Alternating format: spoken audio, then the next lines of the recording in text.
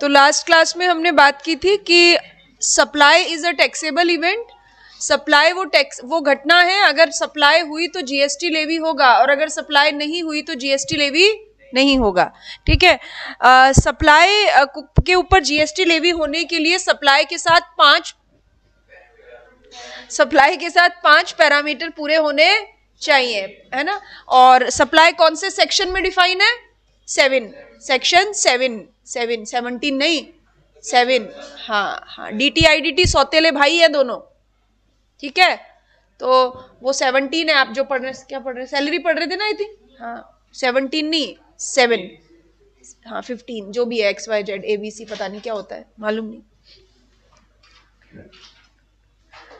Okay, so section 7 supply को define करता है, और जो सेक्शन 7 है वो ये कहता है कि सप्लाई के ऊपर जीएसटी लेवी होने के लिए 5 पैरामीटर पूरे होने चाहिए। ठीक है, पहले पैरामीटर के बारे में कल हमने बात की थी कि सप्लाई किसकी हो, सप्लाई या तो गुड्स की हो या सर्विसेज की हो या दोनों की हो। ठीक है, यानी अगर गुड सप्लाई होगा तो जीएसटी लेवी होगा। अभी गुड्स किसको कहेंगे? Any kind of movable property is treated as goods. ठीक है, क्या इसमें से बाहर हटा दें? Money and securities. Money and securities को हम गुड्स नहीं कहते। ठीक है, और गुड्स में क्या शामिल है? Actionable claim. ठीक है, और एक्शनेबल क्लेम कौन से एक्शनेबल क्लेम? केवल 6 तरीके के actionable claim: betting, gambling, lottery, casino, horse racing, online money gaming. ठीक, इसके अलावा ग्रोइंग क्रॉप्स, ग्रास जो कि जमीन से जुड़ी हुई है, अलग करने का कॉन्ट्रैक्ट कर लिया है या अलग कर लिया गया है, तो भी वो क्या कहलाएंगे? गुड्स कहलाएंगे। ठीक है, इतनी बात हमने कल की थी, और अब हम बात करेंगे सर्विसेज के बारे में। Now what is the services?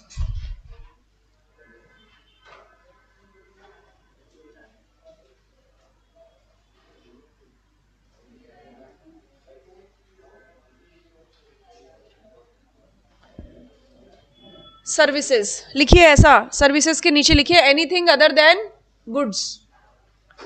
Services के नीचे लिखिए anything other than goods.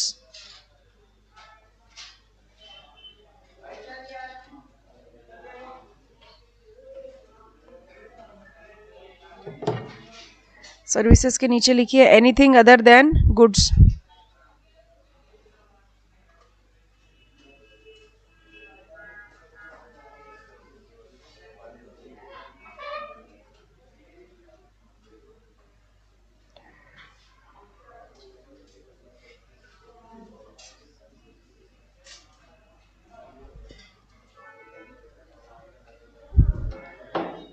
Anything other than goods.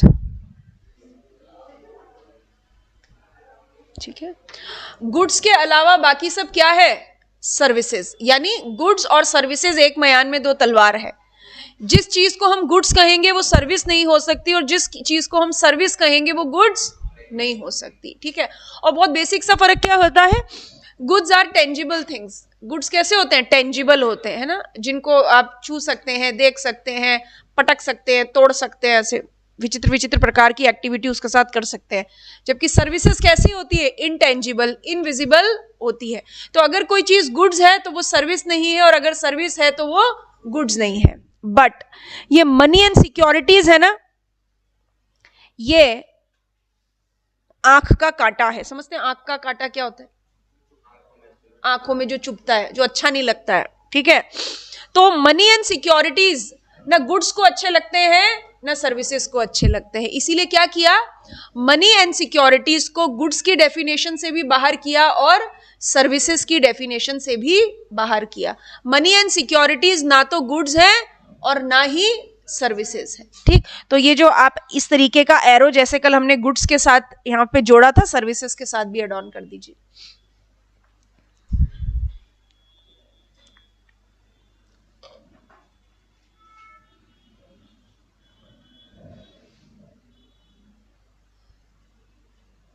लिख लिया?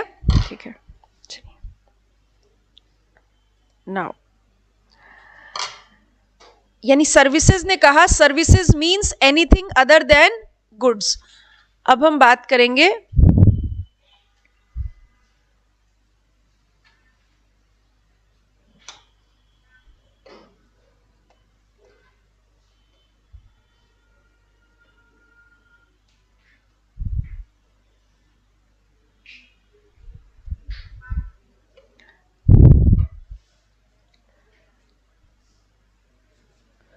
इंक्लूड्स। सर्विसेज की डेफिनेशन में और क्या शामिल है? जैसे कल हमने गुड्स की डेफिनेशन में एक्शनेबल क्लेम को शामिल किया था, ग्रोइंग क्रॉप्स को शामिल किया था, उसी तरीके से अब हम बात करेंगे कि सर्विसेज की डेफिनेशन में और क्या शामिल है। ठीक है, तो यहां पे लिखें, मेरे साथ साथ लिखें।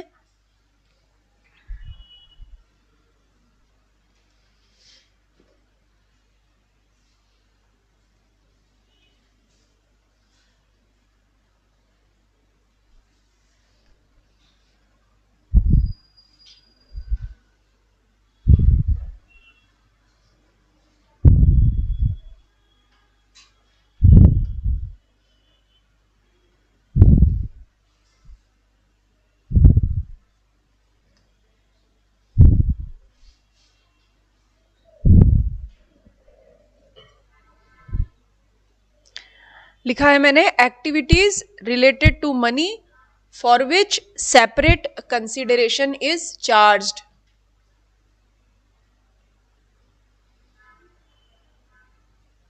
कितने लोगों ने सेपरेट नोटबुक बना ली है? कर लो हाथ, कर लो।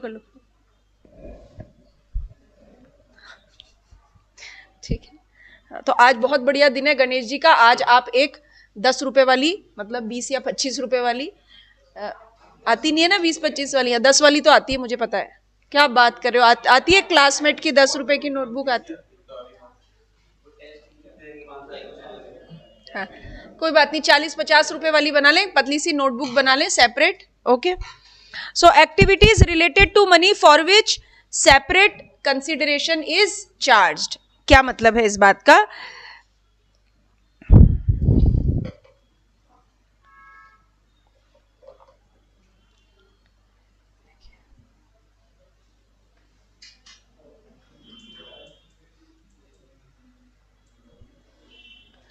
हमने बोला कि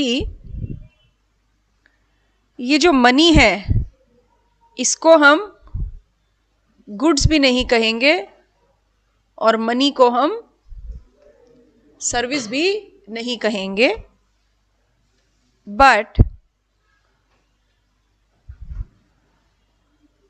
मनी से रिलेटेड एक्टिविटी क्या है?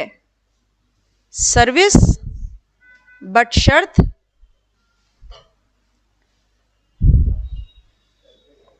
हाँ, सेपरेट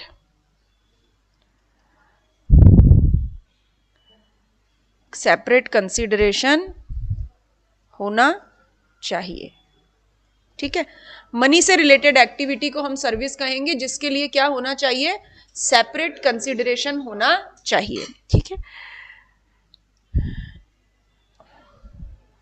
जैसे ये अभिनव है, ठीक है, और अभिनव के दोस्त कौन है? कौन है अभिनव का दोस्त? कोई नहीं है। मान लेते हैं मीत अभिनव के दोस्त हैं, मान लेते हैं या नहीं मुझे नहीं पता, मान लेते हैं। ओके, अब ये जो अभिनव है ये क्या करते हैं? इनको रोज 10 रुपए का या 20 रुपए का, है ना, 10 रुपए की लेज खानी होती है या 20 रुपए वाले के कुरकुरे खाने होते हैं, रोज इनको कुछ ना कुछ चाहिए। लेकिन है ना, ये फिर हेरा फेरी के अक्षय कुमार बने हुए हैं और ये क्या दिखाते हैं जेब से निकाल के? सीधे 500 का नोट। ठीक है, देखिए फिर हेरा फेरी, देखिए। तो फिर हेरा फेरी के अक्षय कुमार है, रोज 500 का नोट अपनी जेब से दिखाते हैं, लेकिन चाहिए कितने? 10 रुपए। ठीक, 10 रुपए या 20 रुपए का जो भी नोट है। अब मदद कौन करेगा ऐसी मुश्किल घड़ी में? 10 रुपए के कुरकुरे खरीदने हैं, लेकिन वो चाय की थड़ी पे वो बोलता है भैया खुले पैसे ले आओ, सुबह सुबह दिमाग नहीं खराब करो मेरा। तो ऐसी मुश्किल की घड़ी में मदद कौन करेगा? मीत करेगा। ठीक है, अब इन्होंने क्या बोला? इन्होंने मीत को दिए 100 रुपए। अभी तक तो 500 का ही नोट निकल रहा था, अब निकल गया 100 का। इन्होंने मीत को दिए 100 रुपए और मीत ने इन्हें क्या दिए? 10-10 के 10 नोट। ठीक है, लेकिन है ना, अब ये इनका रोज का हो गया, रोज ही ऐसा करते हैं, रोज अपने जेब से, इनके पास कभी खुले पैसे नहीं होते, ना रिक्शे में बैठने के लिए होते हैं, ना बस में जाने के लिए होते हैं, ना कुरकुरे में के लिए देने के लिए होते हैं, हर बार बोलते हैं कि कोई चेंज है तो दे दे। ठीक है, अब मीत इनसे हो गया परेशान। ठीक, अगले दिन इन्होंने 200 का नोट निकाला और मीत ने इन्हें क्या दिए,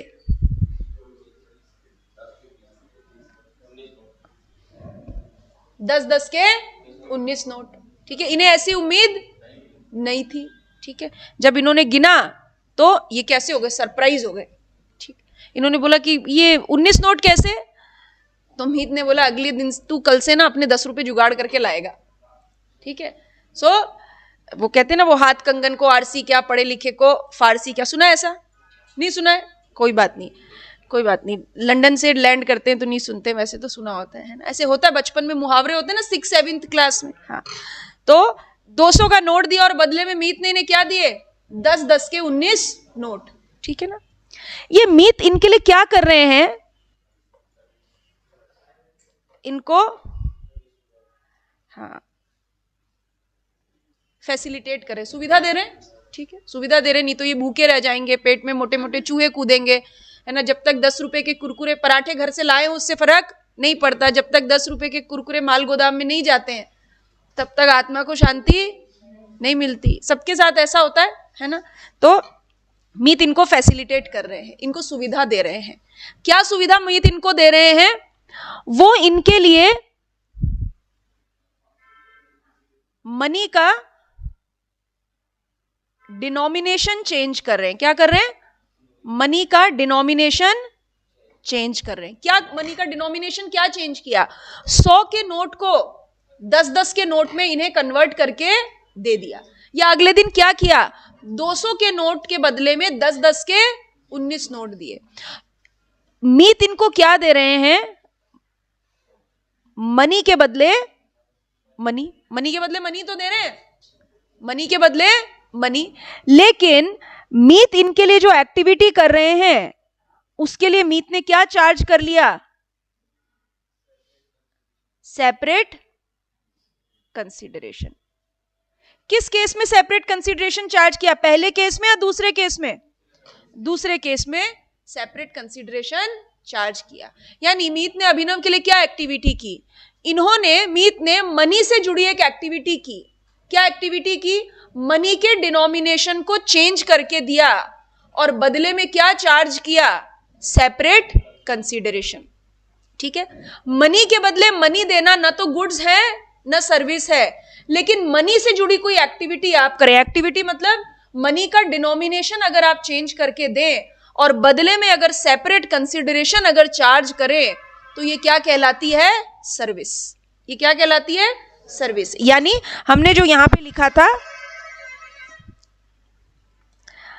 सर्विस की डेफिनेशन में क्या शामिल है, कोई भी एक्टिविटीज जो किससे रिलेटेड हो, मनी से रिलेटेड हो, बट शर्त साथ में क्या होना चाहिए, सेपरेट कंसीडरेशन चार्ज होना चाहिए। यानी जो व्यक्ति आपके लिए मनी से जुड़ी एक्टिविटी कर रहा है वो बदले में आपसे क्या चार्ज करेगा, सेपरेट कंसीडरेशन चार्ज करेगा। यानी यहां पे हमने क्या सीखा, कौन सी एक्टिविटी, चेंज द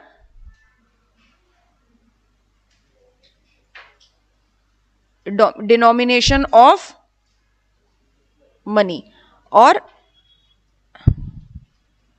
200 के नोट के बदले में क्या मिले, 10-10 के 19 नोट। और यहां पे क्या चार्ज हुआ, separate consideration. So this is an example of activity related to money. ठीक है, इस एग्जाम्पल को नोट कर लीजिए और इस बात को अगर समझने में अगर आपको कुछ दिक्कत हो रही है, कुछ कंफ्यूजन हो रहा है तो आप पूछ सकते हैं। लोकेश्वर, पार्थ, स्वरा, कुछ पूछना चाहते हैं आप, बस ये लिख लो।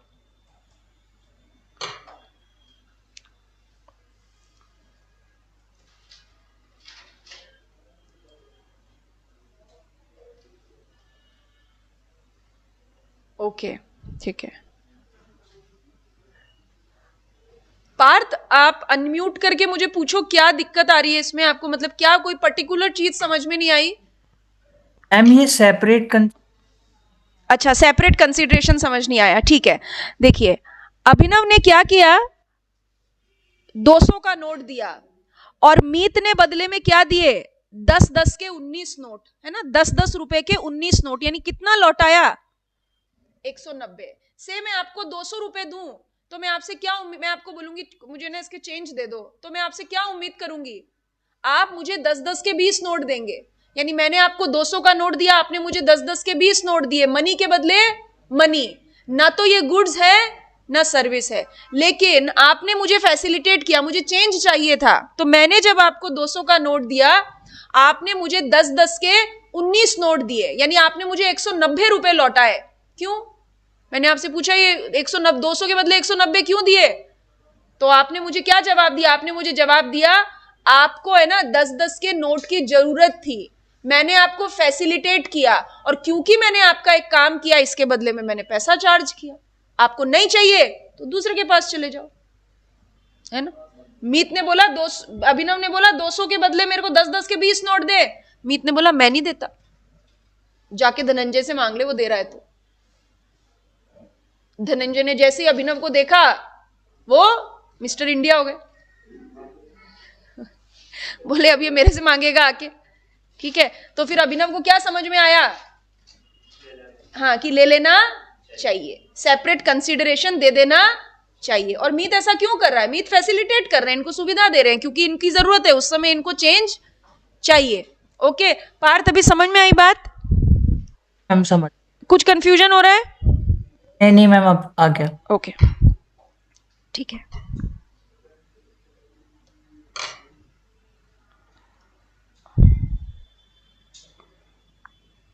देखिए, हम यहां पर केवल इसे क्या बोल रहे हैं, सर्विस।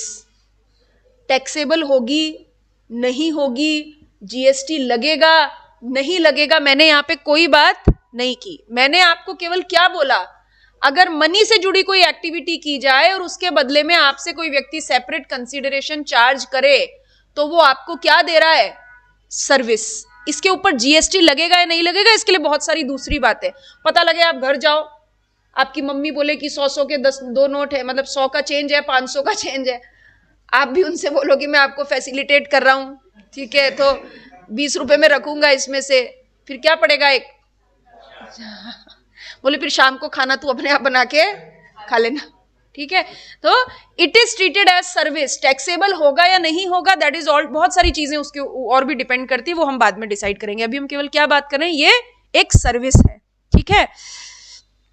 चलिए, अब अभिनव ने कुरकुरे खा लिए, अब अभिनव का एग्जाम टाइम आ गया, ठीक है। कुरकुरे खाते खाते, पढ़ते, टेस्ट सीरीज देते, क्लास टेस्ट देते, एग्जाम टाइम आ गया। अब क्या करना पड़ेगा, एग्जाम फॉर्म भरना पड़ेगा, ठीक है। क्या करना पड़ेगा, एग्जाम फॉर्म भरना पड़ेगा, ठीक है। मान लेते हैं ये एक ग्रुप दे रहे हैं और एक ग्रुप का एग्जामिनेशन फॉर्म की फीस है 1200 रुपए। ICMAI ने एक मेल किया, क्या हुआ,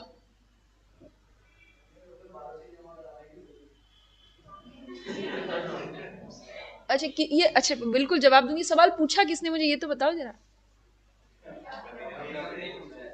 अभिनव ने पूछा है, ये क्या है,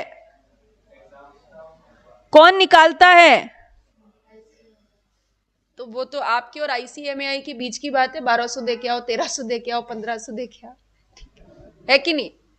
ICMAI कौन है आपके लिए, अन्नदाता, रोजी रोटी का जुगाड़ करेगा ना।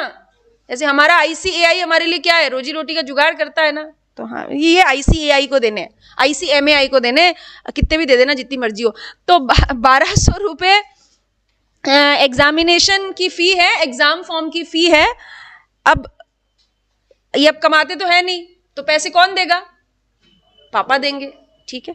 और ICMAI ने एक मेल किया कि अभी हमने ऑनलाइन फॉर्म्स को क्या कर दिया है, बंद कर दिया। ऑनलाइन फॉर्म क्या हो गए, ब्लॉक, ऑनलाइन फॉर्म ब्लॉक हो गए। अभी ऑनलाइन फॉर्म ब्लॉक हो गए तो आपको क्या करना पड़ेगा, ऑफलाइन ICMAI का एग्जाम फॉर्म भरना पड़ेगा, और क्योंकि पैसे तो देने पड़ेंगे ना, नहीं तो एग्जाम में नहीं बैठने देंगे, तो उसके लिए क्या जमा कराना है,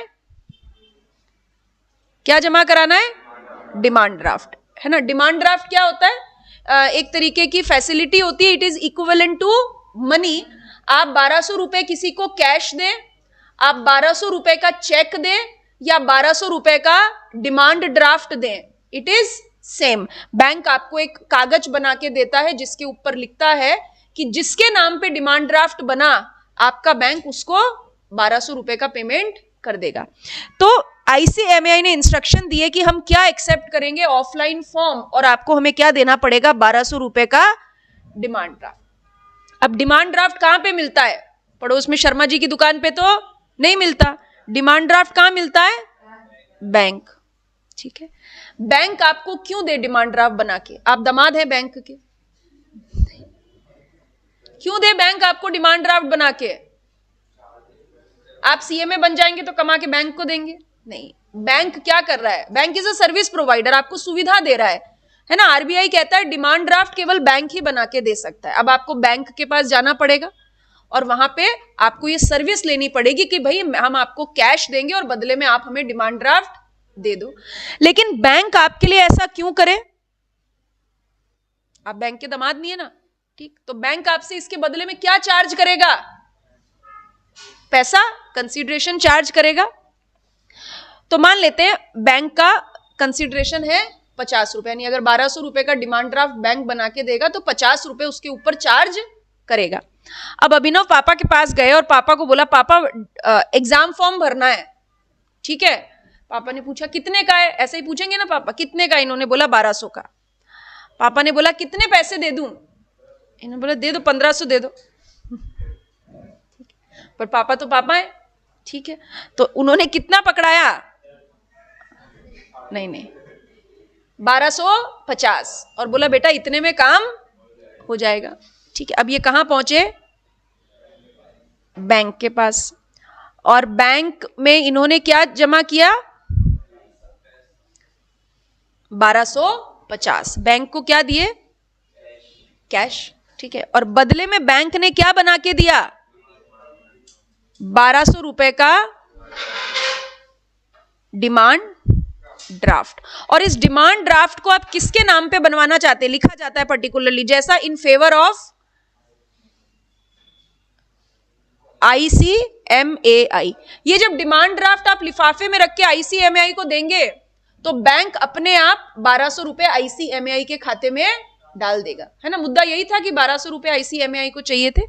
अब यहां पर हम क्या बात कर रहे हैं, यहां पर बैंक आपको सर्विस प्रोवाइड कर रहा है। क्या सर्विस प्रोवाइड कर रहा है, कैश के बदले में DD दे रहा है। अगर बैंक आपको ये डिमांड ड्राफ्ट ना दे तो आप एग्जाम फॉर्म नहीं भर पाएंगे, और अगर एग्जाम फॉर्म नहीं भरे तो फिर एग्जाम में नहीं बैठ पाएंगे। तो आपको बैंक की सुविधा की जरूरत है। बैंक ने आपके लिए क्या किया, मनी के एक फॉर्म को मनी के दूसरे फॉर्म में चेंज कर दिया, यानी कैश को किस में कन्वर्ट करके दे दिया, डिमांड ड्राफ्ट में। और क्योंकि बैंक आपको यह सुविधा दे रहा है, इसके बदले में बैंक आपसे क्या चार्ज कर रहा है, सेपरेट कंसीडरेशन। तो बैंक ने क्या किया, आपके लिए मनी से जुड़ी एक एक्टिविटी की। क्या एक्टिविटी की, मनी के एक फॉर्म को मनी के दूसरे फॉर्म में, एक रूप को दूसरे रूप में चेंज कर दिया, ठीक है। अब मान लीजिए आप एक हाथ में 1200 रुपए कैश रखें, एक जगह पर आप 1200 रुपए का चेक रखें, या एक जगह पे 1200 रुपए का DD रखें, सब बराबर है ना, वैल्यू सबकी बराबर है। पर जहां कैश से काम चलता है वहां कैश ही चाहिए, जहां चेक से काम चलता है वहां चेक ही चाहिए, और जहां DD के से काम चलता है वहां DD ही चाहिए। तो क्योंकि हमें इस सुविधा की जरूरत है और बैंक हमें ये सुविधा दे रहा है, तो हम इसे क्या कहेंगे, सर्विस। यानी ये क्या हो गई, मनी से जुड़ी एक एक्टिविटी, जिसके लिए बैंक ने हमसे क्या चार्ज किया, सेपरेट कंसीडरेशन, इसीलिए ये क्या कहलाई, सर्विस, ठीक है। तो अब इसे कैसे लिखेंगे, यहां पे दूसरा एग्जाम्पल क्या हो गया,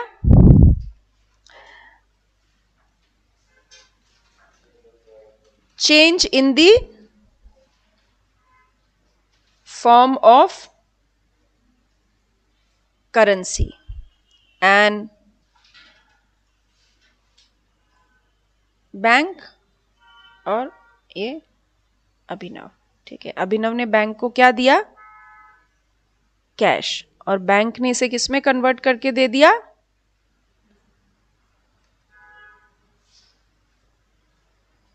डिमांड ड्राफ्ट में।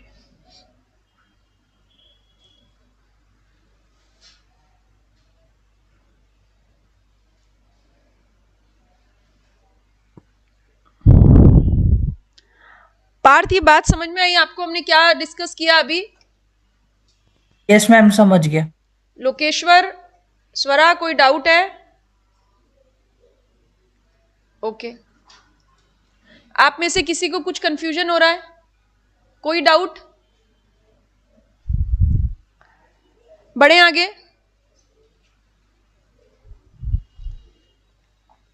थर्ड,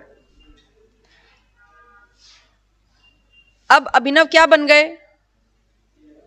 सीएमए, ठीक है। आपको पता है पूरे दिन में एक बार सरस्वती बैठी होती है आपकी जुबान पे, है ना? मान लो अभी बैठी है ना? बैठ गई ना? हाँ बैठ गई, तो अभी बन गए ये सीएमए बन गए, ठीक। अब सीएमए बनने के बाद इन्होंने क्या बोला? पापा को क्या बोला? पापा विदेश घूमने जाऊंगा, ठीक है। जा सकते हैं, अब सीएमए बन गए। पता है पापा को अब सैलरी लाके देगा ये। बोले बेटा कहाँ घूमने जाएगा? इनका मन तो पता नहीं कहाँ कहाँ जाने का था, पर पापा ने बोला दुबई जाया तू तो ऐसे कर, ठीक है ना? अभी दुबई जाने के लिए क्या चाहिए? क्या करेंसी है दुबई की? दिरम, दिरम, ठीक है। पर इन्होंने बोला डॉलर, डॉलर चलता है, डॉलर एक्सेप्टेबल है वर्ल्ड वाइड। बोला डॉलर लेके जाएंगे, ठीक है। पापा ने एक थैले में इनको 5 लाख रुपए डाल के दे दिए। क्या करे, वो थैला लेके चले जाएं? नहीं, कैब भी नहीं मिलेगी, उसके लिए भी वहां की करेंसी में पैसा पेमेंट करना पड़ेगा। तो अब ये कहां जाएंगे? किसके पास जाएंगे ये? हाँ, मनी एक्सचेंज डीलर के पास जाएंगे। मनी एक्सचेंज डीलर का क्या काम होता है? करेंसी कन्वर्जन, एक करेंसी को दूसरी करेंसी में कन्वर्ट करके देता है, ठीक है। ये मनी एक्सचेंज डीलर हमारे आपके जैसे लोग भी हो सकते हैं, और ये काम बैंक भी करके देते हैं। तो अब अभिनव कहां चले गए? डॉलर लेके मनी एक्सचेंज डीलर के पास। मनी एक्सचेंज डीलर ने क्या किया? इनके आईएनआर को किस में कन्वर्ट करके दे दिया? डॉलर में। अब बेचारा मनी एक्सचेंज डीलर भी तो अपना घर चलाएगा, उसको भी तो पैसा चाहिए, तो वो क्या करता है? अपना कट रखता है, अपना कमीशन रखता है। जितना आप उसे आईएनआर देंगे उसके बराबर का डॉलर वो आपको नहीं देगा, उससे कुछ कम देगा। तो यहां मनी एक्सचेंज डीलर ने भी क्या किया? एक करेंसी को दूसरी करेंसी में कन्वर्ट किया, और बदले में क्या चार्ज कर लिया? कंसीडरेशन। सुविधा दी ना मनी एक्सचेंज डीलर ने। अगर वो इन्हें डॉलर ना देता तो क्या ये दुबई के लिए उड़ पाते? नहीं, है ना? तो क्या चाहिए इन्हें? डॉलर चाहिए। तो इन्हें मनी एक्सचेंज डीलर ने क्या दी? सुविधा। और उसने क्या सुविधा दी? मनी, एक करेंसी को दूसरी करेंसी में कन्वर्ट कर दिया, और बदले में क्या चार्ज कर लिया? सेपरेट कंसीडरेशन, ठीक है।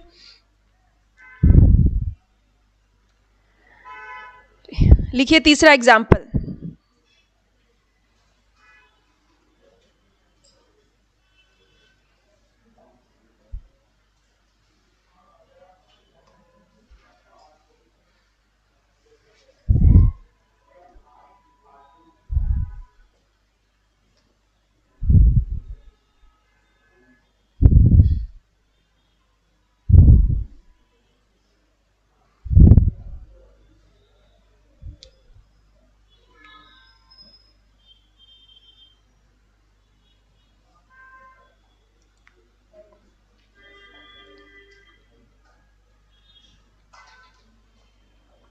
Conversion of one currency to another currency, ठीक है। तो ये, इसके अलावा और भी एग्जाम्पल हो सकते हैं, बट स्टडी मटेरियल में ये 3 एग्जाम्पल बताए। इसके अलावा और भी एग्जाम्पल हो सकते हैं जहां पर हम ये कहते हैं कि एक व्यक्ति आपको सुविधा दे रहा है, मनी से रिलेटेड सुविधा दे रहा है। कभी आपको करेंसी का डिनोमिनेशन चेंज करके दे रहा है, कभी आपको करेंसी का फॉर्म चेंज करके दे रहा है, कभी एक करेंसी को दूसरी करेंसी में कन्वर्ट करके दे रहा है, पर बदले में सेपरेट कंसीडरेशन होना ही चाहिए। तभी वो क्या कहलाएगी, सर्विस। अगर सेपरेट कंसिडरेशन नहीं है तो फिर सर्विस भी नहीं है। सर्विस कहलाने के लिए सेपरेट कंसिडरेशन चाहिए, ठीक है। अच्छा, अब यहां पे हमने गुड्स और सर्विसेज से किसको एक्सक्लूड किया था, मनी को किया था और सिक्योरिटीज को किया था, ठीक है। मनी मैडम के लिए तो हमने क्या कर ली, बात कर ली। मनी से रिलेटेड एक्टिविटी जब सेपरेट कंसिडरेशन हो तो क्या कहलाएगी, सर्विस। अब किसके लिए बात कर लेते हैं, सिक्योरिटीज के लिए, ठीक है। शेयर ट्रेडिंग सुना है आपने, सुना है शेयर ट्रेडिंग, क्या होती है शेयर ट्रेडिंग मतलब, हाँ, शेयर खरीदना और बेचना, ठीक है। करी है किसी ने शेयर ट्रेडिंग करी है अभी तक, किस किस ने करी है, बढ़िया, वेरी गुड, बहुत बढ़िया, ठीक है। अभी इन्होंने शेयर बेचे और या फिर कुछ शेयर खरीदे होंगे। क्योंकि सिक्योरिटीज जीएसटी के दायरे में नहीं आती, इसीलिए, क्योंकि सिक्योरिटीज जो है वो गुड्स या सर्विसेज के दायरे में नहीं आती, इसीलिए शेयर बेचने या खरीदने पे जीएसटी नहीं लगता। पर डीमेट अकाउंट कहां है आयुषी, एंजल वन में है, ठीक है। अभी एंजल वन क्या है, अच्छा आपका डीमेट अकाउंट कहां है, ग्रो, ओके, और किसने, ग्रो में है, डीमेट अकाउंट ग्रो में है। What is the profile of the grow, grow का काम क्या है, क्या करता है ग्रो, ब्रोकर है ना, ब्रोकर है। ब्रोकर का काम क्या होता है, वो शेयर खरीदता या बेचता नहीं है, वो शेयर खरीदवाता है या बिकवाता है, यही करता है, और उसके बदले में आपसे क्या लेता है, ठीक है। आपको जो भी चार्जेस लेता है, डीमेट चार्जेस लेता है, मेंटेनेंस चार्जेस लेता है आपके अकाउंट के, कोई भी शेयर आपको खरीदना हो या बेचना हो, आपको किसकी हेल्प लेनी पड़ती है, ग्रो की, ठीक है, क्योंकि आप उसके प्लेटफॉर्म को यूज करते हैं। सो सिक्योरिटीज ना तो गुड्स है ना सर्विस है, सिक्योरिटीज ना तो गुड्स है ना सर्विस है, ठीक है। जैसे मनी ना तो गुड्स है ना सर्विस है, मनी से रिलेटेड एक्टिविटी भी सर्विस और सिक्योरिटीज से रिलेटेड एक्टिविटी भी सर्विस। मींस एक लाइन नोट करेंगे इस टेबल के नीचे, facilitating the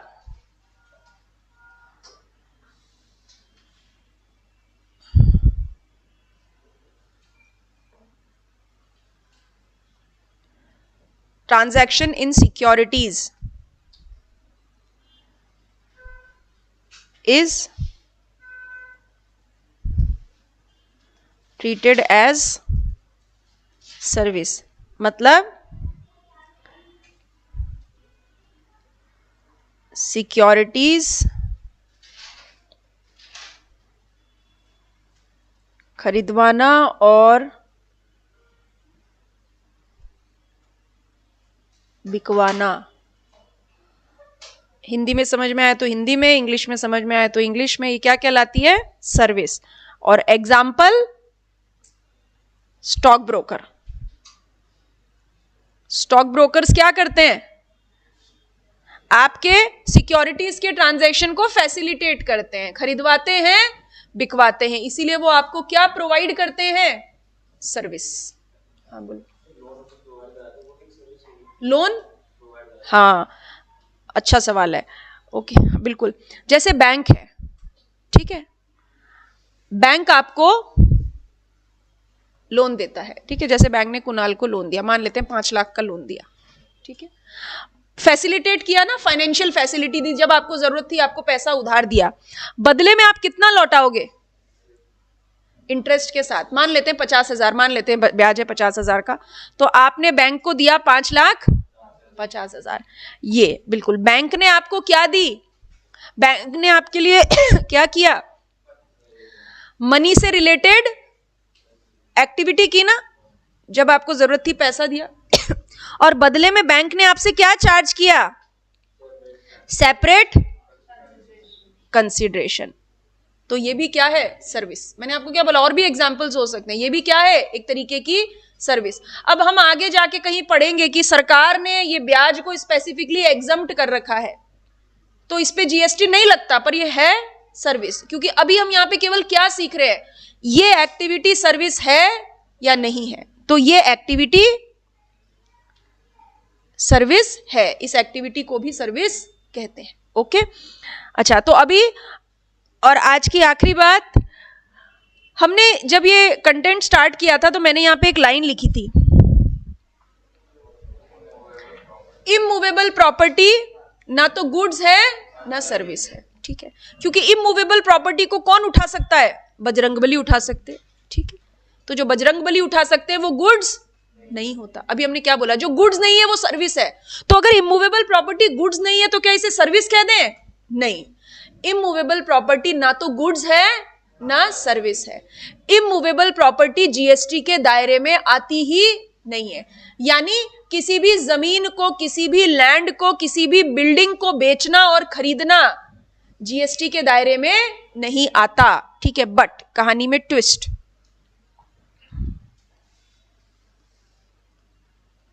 लिखे साथ साथ, activities related to immovable property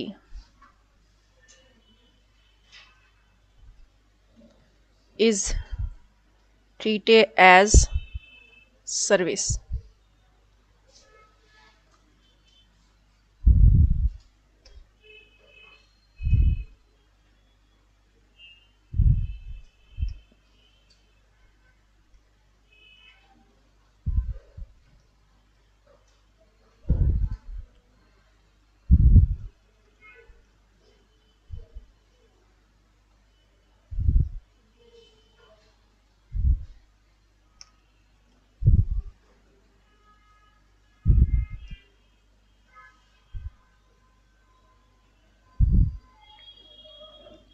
एक बार ये लिख लीजिए, फिर हम बात करते हैं। Construction, real estate agent, renting of office, interior decorator, etcetera, कुछ भी हो सकता है इसके अलावा।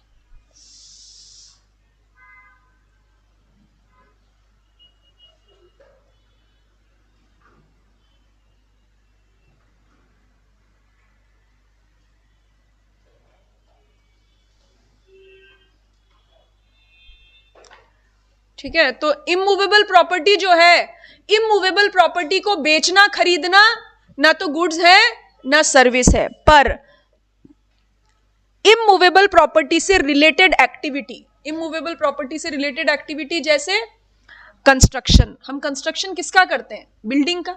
बिल्डिंग इमूवेबल प्रॉपर्टी है, लेकिन उस बिल्डिंग को बनाने की एक्टिविटी क्या कहलाती है? सर्विस। इंटीरियर डेकोरेशन किसका होता है? घर का, ऑफिस का, that is service. Real estate agent क्या करता है? इमूवेबल प्रॉपर्टी खरीदता है या खरीदवाता है?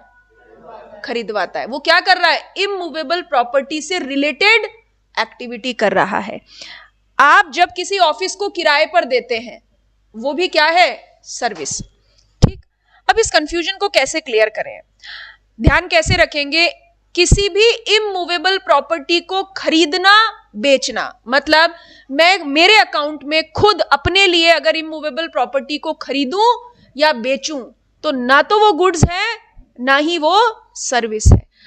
खरीदने बेचने के अलावा मैं अगर इमूवेबल प्रॉपर्टी से रिलेटेड कोई भी एक्टिविटी करूं, इमूवेबल प्रॉपर्टी का कंस्ट्रक्शन करूं, आर्किटेक्चर करूं, इंटीरियर डिजाइनिंग करूं, या खरीदवाऊं या बिकवाऊं, उन सब पे जीएसटी लगता है। वो सब क्या कहलाती हैं? सर्विस। इसके ऊपर कंफ्यूजन हो सकता है, आप जो भी कुछ पूछना चाहें आप पूछ सकते हैं इस टॉपिक के ऊपर। Activity related to immovable property, ये सर्विस कहलाती है। और इसके ऊपर बहुत लंबी सुप्रीम कोर्ट में लड़ाई चली थी, और उसके बाद किसी समय पे प्रोफेशनल कम्युनिटी ने बोला, क्योंकि इमूवेबल प्रॉपर्टी को ना तो आप गुड्स बोल रहे हैं ना सर्विस बोल रहे हैं, ठीक है, पर इमूवेबल प्रॉपर्टी से रिलेटेड एक्टिविटी को आप सर्विस बोल रहे हैं, ये तो अनकॉन्स्टिट्यूशनल है। आप कहते हैं इमूवेबल प्रॉपर्टी तो ना तो गुड्स है ना सर्विस है, फिर इमूवेबल प्रॉपर्टी से रिलेटेड एक्टिविटी सर्विस कैसे हो गई? फिर लंबी सुप्रीम कोर्ट में लड़ाई चली और उन्होंने दो कंक्लूजन निकाले कि अगर इमूवेबल प्रॉपर्टी को आप खरीदें या बेचें तो ना तो वो गुड्स है ना वो सर्विस है, उस एक्टिविटी को आप जीएसटी के दायरे से बाहर कर दें।